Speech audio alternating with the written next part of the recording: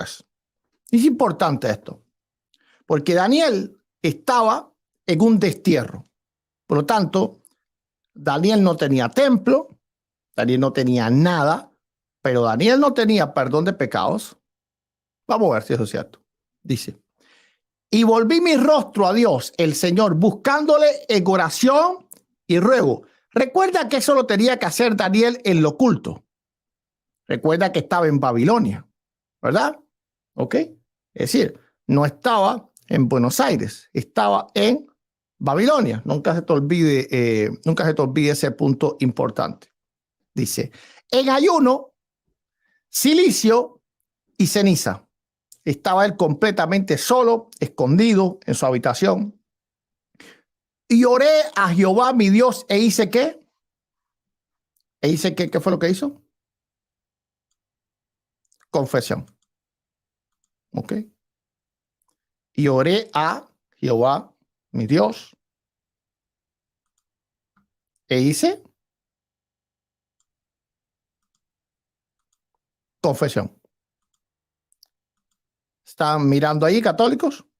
Ok, vamos a seguir, diciendo, ahora, Señor, Dios grande, digno de ser temido, que guardas el pacto y la misericordia con los que aman y guardan tus mandamientos. Importante cómo Daniel sabía cómo orar, porque de esta misma forma es como Cristo nos manda a orar, primeramente exaltando a Dios. Padre nuestro que estás en los cielos, santificado sea tu nombre. Lo primero que Daniel hace es ahora, Señor, Dios grande, digno de ser temido. Lo mismo. Ok, vamos a ver, verso 5. Hemos pecado. Hemos cometido iniquidad, hemos hecho impíamente, hemos sido rebeldes y nos hemos apartado de tus mandamientos y tus ordenanzas. ¿Qué está haciendo aquí? Está confesando ¿qué? Sus pecados. Ahora, ¿con quién lo está confesando? ¿Con quién? Pregunto. ¿Con quién? Ok. Ah, ya sé. Con Dios. ¿Ok? Vamos a ir al 20. ¿Ok?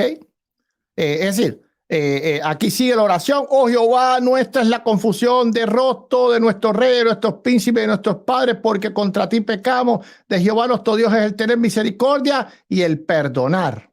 Ok, pero vamos a seguir porque vamos a ir al 20.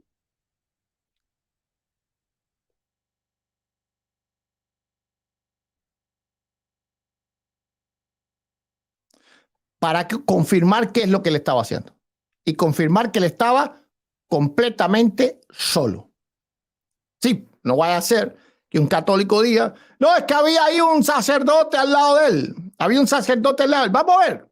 Si la pregunta que hace este personaje histórico, posterior a la Edad Media, posterior a la Revolución Francesa, llamado Santiago Alarcón, dice que donde la Biblia enseña que la confesión de pecados se escondió. Así que él cree que la Biblia no enseña que alguien se puede meter en lo secreto y confesarse con Dios. Porque cuando él lanza esa pregunta pública y como especie de un reto, me gustaría que un debate conmigo me hiciera una preguntita esa. El problema, Santi, es que tú no sabes la Biblia. Como la gran inmensa mayoría de los católicos. Y solamente alguien como tú que no sepa la Biblia se puede hacer católico. Porque nota que tú no te hiciste católico desde el conocimiento bíblico, porque esa pregunta denota un profundo desconocimiento. Seguimos, dice. Aún estaba hablando, orando y confesando mi pecado y el pecado de mi pueblo. Y derramaba mi ruego delante del sacerdote. No solo lo hice en la versión según San Santi. Delante de Jehová, mi Dios, por el monte santo de mi Dios. Aún estaba hablando en oración cuando el varón Gabriel, a quien había visto en la visión al principio volando con presteza, vino a mí a la hora del sacrificio de la tarde y me hizo entender y habló conmigo diciendo a Daniel. Es decir, estaba ahí, ¿cuánta gente ahí? Estaba solamente él. ¿Ok? Estaba él haciendo confesión de pecados con un sacerdote? No. Él estaba haciendo confesión de pecados solamente con Dios. Estoy queriendo matar la avispa esa. No sé qué es lo que tengo aquí, una... Espero que no llegue para acá. Yo le tengo terror a las avispas. Terror. Ok. Seguimos dando textos. Sí, ¿por qué no? Vamos a seguir dando textos de confesión de pecados con Dios. Dios te bendiga, mi hermano Eli. Ricas, ricas las pupusas que nos comimos ayer. Ok, vamos a irnos ahora a otros textos. Vamos a irnos ahora a otros textos. Ok, ¿cuál elegimos? Ok, se llama Levítico. Vamos a Levítico. Ok. Vamos a ver cómo es que se hacían los sacrificios por el pecado. Para que vean que para que el sacrificio fuese verdadero, había que confesar los pecados a Dios. Ponle ojo, por favor, católico. Ponle ojo, aquí sabemos la Biblia. En la iglesia de Cristo sabemos la Biblia, te lo podemos enseñar. Pero bueno, si tú quieres aprender con tus sacerdotes, vas a andar haciendo las preguntas que está haciendo el Che Santi. Dice, y pondrán sus dos manos. Nota que este es el sacerdote. Este es el sacerdote. Así que él no podía estar confesando los pecados a otro sacerdote. Este era el gran sumo sacerdote de los grandes sumos sacerdotes. Este era el mismísimo zumo de limón de los sacerdotes. Dice. Y pondrán sus dos manos. Y esto es importante porque la Iglesia Católica, aún el Papa tiene que confesarse con otro sacerdote. Es importante. No, esto es porque yo conozco a los católicos, ¿verdad? No, pero ese era el máximo de los máximos. No importa, el Papa tuyo se va y se confiesa con otro sacerdote. ¿Ok? Entonces ahora vamos allá. Y pondrán sus dos manos sobre la cabeza del macho cabrío y confesará sobre él todas las iniquidades de los hijos de Israel. ¿Dónde estaba sucediendo eso? En el templo. ¿A quién se le estaba confesando los pecados? A Dios. Todos sus rebeliones y todos sus pecados, poniéndolos así sobre la cabeza del macho cabrío, y los enviará al desierto por mano de un hombre destinado para esto. Es decir, ¿quién estaba escuchando esa confesión? Esa confesión la estaba escuchando ¿quién? Dios. Él no le estaba dando delante de ningún otro sacerdote. Él ponía las manos, ¿verdad?, sobre el animal, sobre el macho cabrío, sobre el carnero, y confesaba delante de Dios todos los pecados de él y del pueblo. ¿Ok? Entonces, vamos a seguir caminando en la palabra. Es increíble cómo uno escucha estas preguntas, ¿verdad? Tú dices, ¿dónde sale esta gente? ¿De dónde sale esta gente? ¿Dónde entonces anda confundiendo la gente hablando patrañas, puras patrañas?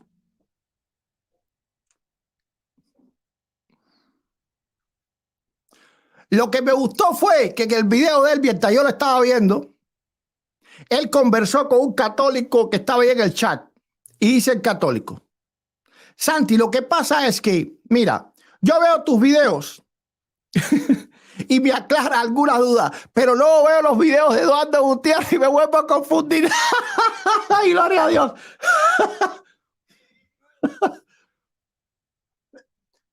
Está interesante esa parte, Les voy a decir ahora en qué minuto, a ver si le digo después, les voy a decir en qué minuto está el video. Claro, por eso hay que seguirlo pues refutando, ¿me entiendes? Porque él anda confundiendo a los católicos. Entonces les echa estas mentiras, le echa las mentiras, pero después los católicos vienen, ¿verdad? Y entonces se dan cuenta de que Santi no le está diciendo la verdad. No le está diciendo la verdad. ¿Vamos a otro texto o lo dejamos aquí? Ay, vamos a otro texto. Porque dice Santiago Alarcón que en la Biblia en ningún lugar se enseña confesión de pecados con Dios. Bien. Es decir, ya fuimos a Daniel 9, ¿ok? ¿Verdad? Del 3 al 5. Fuimos también a Daniel 20. Fuimos a Levítico, capítulo 16, versos 21. Y ahora vamos al capítulo 10 de Esdras. A ver cómo Esdras, nota, Esdras era un sacerdote, ¿verdad? Vamos a ver cómo Esdras, el sacerdote, si mal no recuerdo el sacerdote, oraba y confesaba, dice. Mientras oraba Esdras y hacía confesión llorando, en el minuto 23, Santi dice que eso de llorar, ¿verdad? A Dios y sentir que Dios te perdonó los pecados, están solo palabras de él, ilusiones. Ilusiones. Es decir, Esdras era un ilusionado. Pues que vivan los ilusionados, Santi. Nosotros somos tan ilusionados como Esdras. Porque dice la Biblia, mientras oraba Esdras y hacía confesión, llorando y postrándose delante de la casa de Dios, no delante de un sacerdote. Hace como hacemos nosotros los cristianos evangélicos, ¿verdad? Que hay veces que vamos al templo, al altar y nos arrodillamos ahí, ¿verdad? Pidiéndole perdón a Dios. Lo he hecho infinidad de veces. Dice, se juntó a él una muy grande multitud de Israel, hombres y mujeres, y lloraba el pueblo amargamente. ¿Estaban confesando los pecados delante de quién, Santi? ¿Qué pasó ahí? Ah, ya, sí, yo sé. Estaban confesando los pecados delante de Dios. ¿Ok? ¿Qué? ¿Estaban en fila para que un sacerdote los confesase? No tengo confesión ahora hasta las 3 de la tarde porque tengo misa. No. Ok. Bien. Vamos a seguir. Le damos más texto a Santi. Ustedes se imaginan, si yo tuviera tiempo para buscarle toda la cantidad de textos que hay en la Biblia. Pero simplemente quise hacer un video tras de otro. Doy mi palabra, todo estos textos lo busqué. Ahora en lo que terminé un video y estoy haciendo el otro, como unos 15 o 20 minutos. Dice. Vamos a ver, esto es Salmo 32:5. Dice, mi pecado te declaré. ¿A quién? Santiago. ¿A quién? Y no encubrí mi iniquidad. Dije, confesaré mis transgresiones a Aarón, al sucesor de Aarón. Confesaré mis transgresiones al sacerdote. Pero mira, qué curioso que el salmista también tenía la ilusión que tenemos los evangélicos. Porque dice él, y tú perdonaste la maldad de mi pecado. ¿Quién se lo dijo, Santi? A ver, explícame, ¿quién le dijo a él que estaba perdonado? ¿Quién le dijo a él que estaba perdonado? Según Santiago, sus ilusiones, ¿me entiendes? Estaba ilusionado el salmista. ¿Ok? Ahí está. Salmo 32:5. Más texto. Yo creo que no es, ya es suficiente. Ya es suficiente. Tengo 4 más. Ya es suficiente. Ok. Vamos a ir a otro argumento. En el minuto 33:40 dice algo gracioso. Dice, esto sí lo escribí textual, dice. O casi textual, ¿verdad? Dice que en términos bíblicos, cuando hablamos de palabra de Dios, no necesariamente estamos hablando de la Biblia. Mira qué cosa más graciosa. En términos bíblicos, no, Santi, será en términos de la doctrina católica, en términos del magisterio católico. Pero ¿cómo tú me vas a decir que en términos bíblicos la Biblia no es lo único que es palabra de Dios. Bien, muéstrame en la Biblia algo que sea fuera de la Biblia y que la Biblia, escucha, lo declare como palabra de Dios. Nota, no como enseñanza, ¿eh? Porque cuando los apóstoles dicen, lo que oíste y aprendiste de mí, tú no sabes qué cosa es lo que estaban oyendo y aprendiendo de él. Puede ser que lo que estaban aprendiendo y oyendo de él, que era Jesús el Mesías, porque está profetizado en el libro de los Salmos, porque está profetizado en el libro de Isaías. Tú no sabes si lo que están oyendo y aprendiendo de él son las propias escrituras. Porque según de Timoteo, capítulo 3, a partir del verso 15, Pablo le dice claramente a Timoteo que las sagradas escrituras le pueden hacer sabio, ¿verdad? Para ser salvo en Cristo Jesús y que él está preparado en las sagradas escrituras. ¿Ok? Entonces, ¿dónde la Biblia dice que algo fuera de la Biblia es palabra de Dios? No es que es digno de seguir, porque tú no sabes qué es lo que está diciendo Pablo. La palabra tradición significa simplemente enseñanza. Toda tradición oral es enseñanza. Y la enseñanza puede ser basada en la misma escritura y por lo tanto ser escritura. Entonces, dame un texto de la Biblia, que algo fuera de la Biblia, porque tú dices que en términos bíblicos, así que la Biblia tiene que tener esa terminología. Dame la terminología bíblica donde algo fuera de la Biblia es nombrado como palabra de Dios.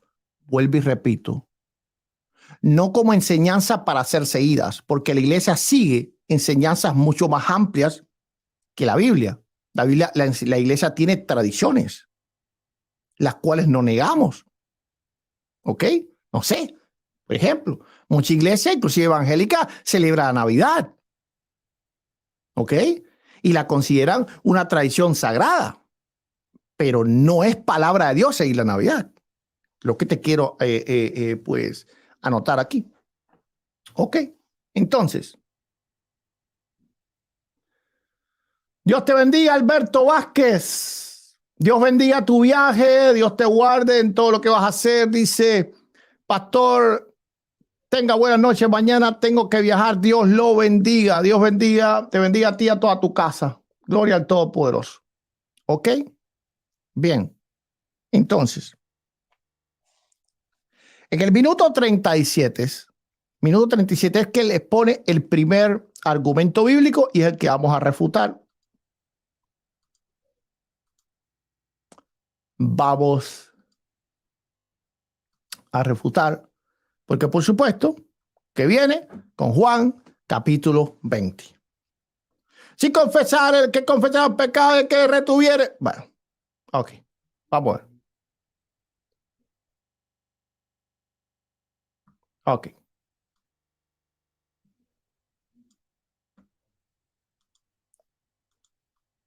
Bien. Pero Santiago Alarcón, como buen católico, no estudia el contexto.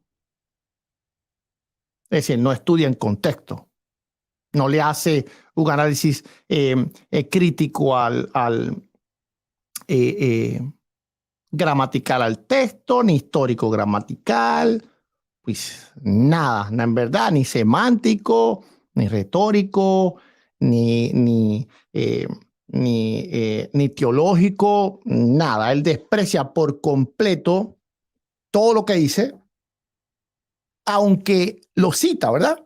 Porque él trató de hacer un muy mal estudio exegético ahí. O las piernas, ya que estoy cansado de los videos aquí. Ok. Vamos a ver qué es lo que dice. Dice, primeramente, vamos a ver si este pasaje puede encajar con lo que opina el magisterio católico. Porque el magisterio católico opina que la confesión de pecados solamente puede ser dada a hombres, en este caso a sacerdotes. Pero curiosamente, en este grupo de personas, y ojo, que Jesús no le habla específicamente a los apóstoles. Vamos a ver por qué. El texto prueba que no era algo específico para los 12 apóstoles o para los 11 que habían en ese momento. Lo voy a probar. Primeramente, vamos al verso 18, que hay algo interesante. Dice: fue entonces María Magdalena para dar a los discípulos las nuevas de que había visto el Señor, que les había dicho estas cosas. Por lo tanto, en esta reunión no solo estaban los hombres, estaban también las mujeres. Por lo tanto, sí, esto era un poder que Dios le daba a estos que estaban allí. Ojo, las mujeres también podrían perdonar pecados. Pero bueno, alguien me puede decir, no, pero María Magdalena se fue en el momento que vino Cristo. María Magdalena, la misma mamá de Jesús, todo el mundo se fue a comprar la leche en ese momento, ok, porque no había leche ahí, no había queso para Pedro y le querían hacer un buen requesón ahí. Bueno, vamos a ver, vamos a seguir diciendo. Ya vimos que hay mujeres ahí. Ahora, vamos a ver quiénes estaban ahí. Esto es importante. ¿Quiénes estaban ahí? Dice: cuando llegó la noche de aquel mismo día, el primero de la semana, estando las puertas cerradas en el lugar donde los discípulos, la palabra discípulo puede encerrar a los apóstoles y a los que no son apóstoles. Algunas veces era usado para los apóstoles, otras veces usado para, de forma extensiva. Todavía, ¿verdad? Aquí no sabemos bien, pero sabemos algo. Dice, estaban reunidos, ¿ok? Por miedo de los judíos.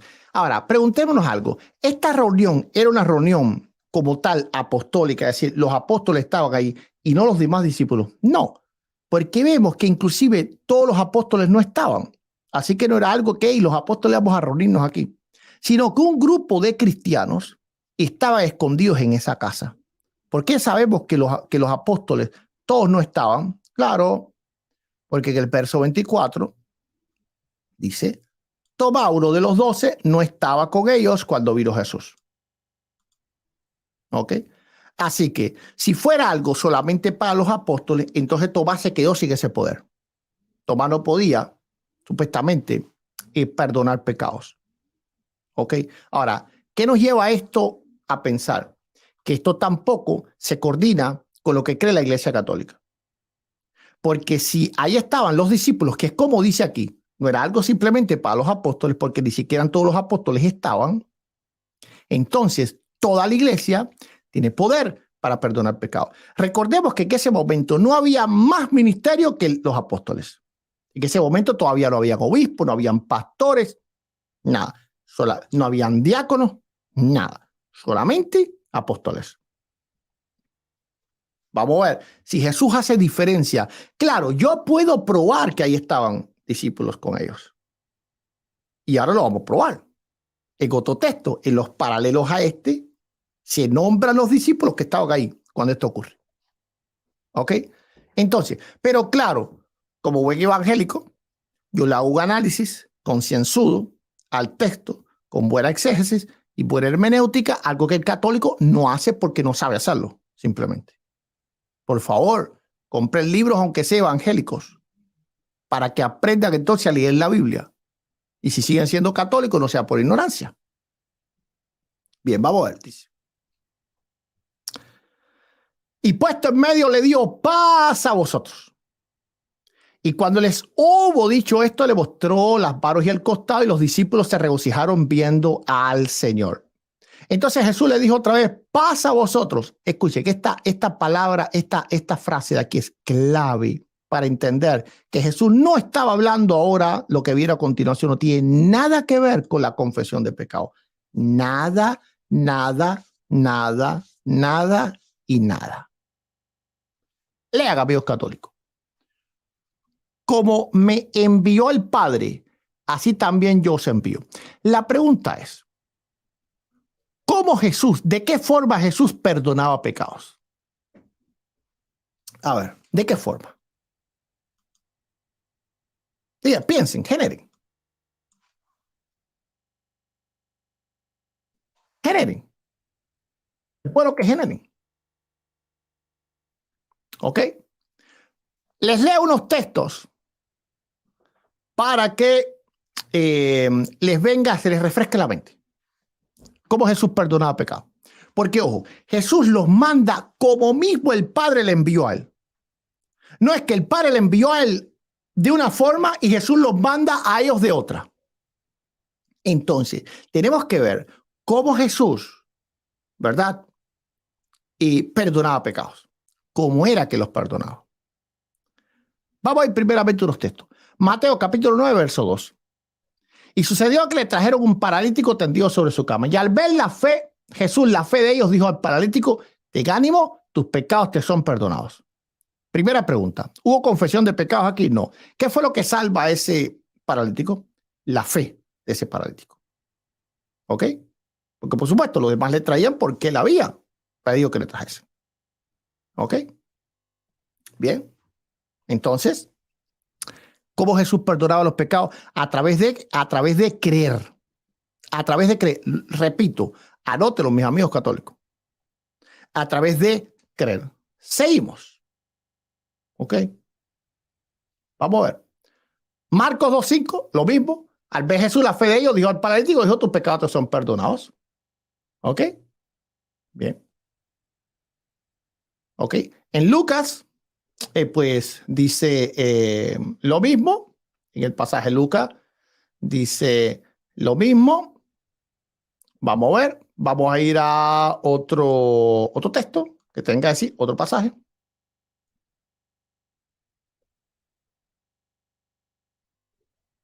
Ok. Este está muy interesante. Muy, muy, muy interesante. Ok. Vamos a ver. Aquí hay una mujer que, si la mujer que lo unge a él y le besa los pies. Vamos a ver qué es lo que pasa. Dice 44, Lucas 7. Vamos a empezar desde 44, el pasaje está muy largo. Y vuelto a la mujer dijo a Simón, ¿ves a esta mujer? Entré a tu casa y no me diste para mis pies, mas esta me ha regado mis pies con lágrimas y lo han jugado con sus cabellos, no me diste beso. Mas esta desde que no entré ha cesado de besar mis pies, no ungiste en mi cabeza con aceite, mas esta ha ungido con perfume mis pies, por lo cual te digo que sus muchos pecados le son perdonados. ¿Ok? ¿Por qué? A través de la fe, porque había amado a Jesús. Entonces, ¿cómo se le perdona los pecados a esta mujer? Al haberse entregado todo su corazón a Jesús. De esa forma, entonces, Jesús perdona los pecados. Nota, hasta ahora siempre es a través de la fe, es decir, a través de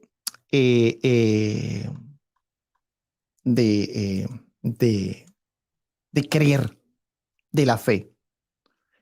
Demen una sola vez que alguien le haya confesado los pecados a Jesús y que Jesús le dijo, tus pecados te son perdonados. Entonces, ¿aprendieron eso los discípulos de Jesús? No. No aprendieron eso de Jesús. Bueno, si ellos no aprendieron de Jesús eso, ¿cómo entonces ellos hubiesen entendido? Como me envió el Padre, así también yo os envío. Con toda seguridad, ellos lo entendieron referente a lo que habían visto hacer a Cristo. ¿Qué es lo que habían visto ellos hacer a Cristo? ¿Ellos habían visto a Cristo perdonar pecados? Sí. Así que ellos iban también a ministrar el perdón de pecados. Sí, claro que sí. Pero ¿cómo lo iban a hacer? A través de que las personas creyesen. Por lo tanto, ¿a qué se está refiriendo Cristo ahora lo que viene? Vamos a ver, dice. Y habiendo dicho esto, sopló y le dio, recibid al Espíritu Santo. Esta frase, recibid al Espíritu Santo, es también muy importante para hacer una buena hermenéutica y exégesis de este texto. Porque hay que entender que Jesús, recuerden, que les dijo, cuando recibieran al Espíritu Santo, entonces les serían testigos en Jerusalén, en Judea y hasta lo último de la tierra. Por lo tanto, está ligado el recibir al Espíritu Santo y a evangelizar. ¿Ok? Entonces, ¿qué es lo que estaba diciéndole aquí Jesús? Y le dijo, recibid al Espíritu Santo. Que esto simplemente lo estaba haciendo Jesús de forma profética, profetizando lo que iba a ocurrir en Pentecostés. porque él mismo le dice a ellos, no se muevan hasta que haya venido poder de lo alto, así que todavía no tenía ese poder. Esto simplemente era algo profético, esto sopló, era la profecía de cómo iba a venir el Espíritu Santo sobre ellos. Cuando leemos Hechos capítulo, vimos que él vino como un viento recio, como que Jesús lo había enviado con su boca, ¿ok? Es decir, él nos enviará al Consolador. Ahora, dice, a quienes remitieren los pecados. Esta palabra es muy importante, ¿verdad? Porque en realidad aquí en el griego no está hablando literalmente de perdonar, sino está hablando de remitir, y trae la palabra remitiere, ¿ok? Entonces, esta palabra significa pasar a alguien que es mayor que quien está pasándolo. Por ejemplo, ¿quién me pongo este ejemplo? Cuando tú vas al médico, o alguien va al médico, pero va un médico normal a esto de que hay en las comunidades, pequeñas clínicas médicas y esas cosas. El médico nota un problema que él no puede solucionar porque es más serio. ¿Qué es lo que hace? Te voy a remitir al especialista. Yo sé que las versiones católicas trae perdonar los pecados, pero en el original en realidad está hablando de pasar a otro. ¿Por qué le están remitiendo los pecados? Porque ellos están pasando los pecados de la persona a Cristo. Ahora, ¿cómo eso se hace? Es el problema aquí. Porque todos estamos de acuerdo que la iglesia tiene el poder de perdonar pecados. El problema es cómo la iglesia lo hace. El